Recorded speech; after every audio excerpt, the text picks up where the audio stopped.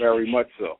The birth of the modern-day homosexual movement began right after the assassination of Dr. Martin Luther King. He was assassinated April 4th, 1968. In 1972, right after black people allegedly got civil rights, the power structure, the American social order, began to devise a way to rid itself of the black menace, and that is to say the unwanted 40 million black people in America. They came up with all types of strategies. In fact, there was a federal program that I'm sure you brothers may have heard of called Global 2000, which was initiated during the presidency of Jimmy Carter, where he put together a group of professionals, white scientific racists, to come up with a program for population control. The goal of Global 2000 was to reduce the population of Africans globally by 50%. That was the goal. So we see that homosexuality in 1972, that was the first time that it was being pushed as a normal behavior. The Rockefeller World Population Council and Planned Parenthood International. Now, this is the same Planned Parenthood that gives black women abortion. This is the same Planned Parenthood that was started by a racist white female, Margaret Sanger, who out of her own mouth said that the chief purpose of Planned Parenthood was to reduce unwanted black babies. It was Planned Parenthood and the Rockefeller World Population Council that got together and decided that one of the best ways to reduce the black population is not to kill them, but to prevent them from being born in the first place. And not only to prevent black children from being born, but to prevent black men from having sex with black women. So they took it a step further. They said we can use the AIDS to kill black people who are already here, okay? But it would be a whole lot more advantageous to the agenda of white supremacy if we could prevent conception between a black man and black woman altogether.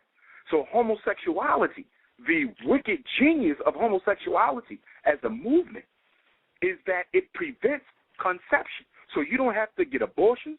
You don't have to lock them up. You don't have to miseducate them. You don't have to psychotropic drug them. You don't have to do anything but prevent the man and the woman from coming together so there will be no spiritual conception.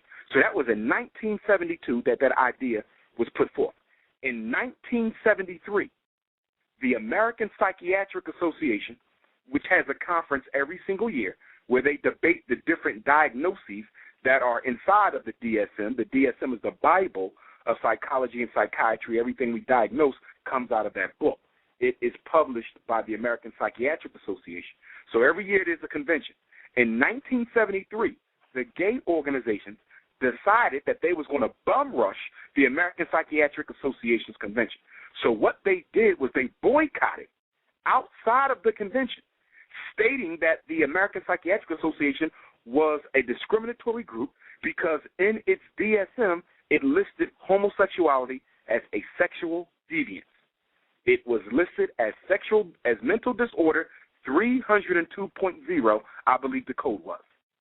And it had been listed as a mental disorder, okay, for the entire time of history up until they decided to take it out. When was the first DSM issued that did not include homosexuality as an illness? That was April of 1974, a few months before I was born. Up until April of 1974, when the 6th edition of the DSM was published, homosexuality was an illness.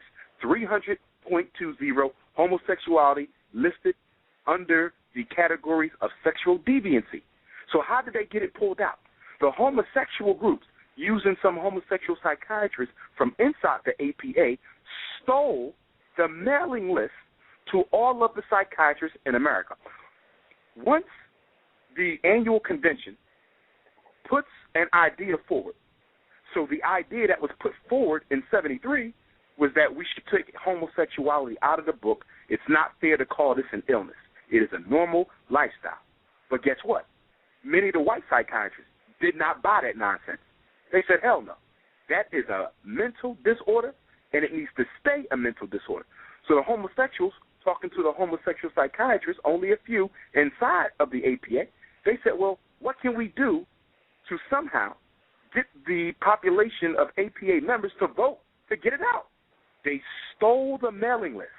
And when they stole the mailing list, they sent propaganda letters to every psychiatrist in America telling them that it was not fair to include homosexuality as a mental disorder. The problem was the psychiatrists who got this letter didn't know that it was coming from the homosexual groups. So they was able to garner enough support to have homosexuality voted out of the DSM. That took place at the end of 73, and in 1974. I want y'all to see how short this whole movement has been, gentlemen. This movement has only been since April of 74. I'm 36. What's also interesting is the timeline that it coincides with the quote-unquote invention of hip-hop. Yes, indeed. Yes. And which was in it 73. also coincides with the discovery or creation of HIV/AIDS. Yes, sir. Which also coincides with the genetic creation of what we know today as crack cocaine. Yes, sir. Yes, sir. Yes, sir. All of these strategies, all of these extermination strategies grow out of the Global 2000 initiative. They grow out of the think tanks of the Rockefeller World Population Council, the Trilateral Commission. Because remember now, let's stay with that timeline. 72, the World Population Council and Planned Parenthood say homosexuality should be treated as normal, and if it's treated as normal, it can be pushed as a normal behavior to prevent black conception. In 1973, the homosexuals bum rushed the APA convention. They steal the list. They sent out propaganda letters to all the APA members, influencing them to vote homosexuality out of the DSM. The sixth printing of the DSM came out in April of 74, and for the first time, homosexuality was not listed as abnormal. The same year, 1974, Secretary of State Henry Kissinger published his National State Security Memorandum 200, which focused on what? Population control. They said that the expanding growth of black birth was a United States security issue. And in the NSM 200 or 2000 that he wrote, you will see that they targeted a dozen African nations for serious population control reduction. And guess what, brothers? Every country in Africa that Henry Kissinger singled out as having a black growth spurt that needed to be put down by America leads the world in two areas, HIV and homosexuality. Can I fast forward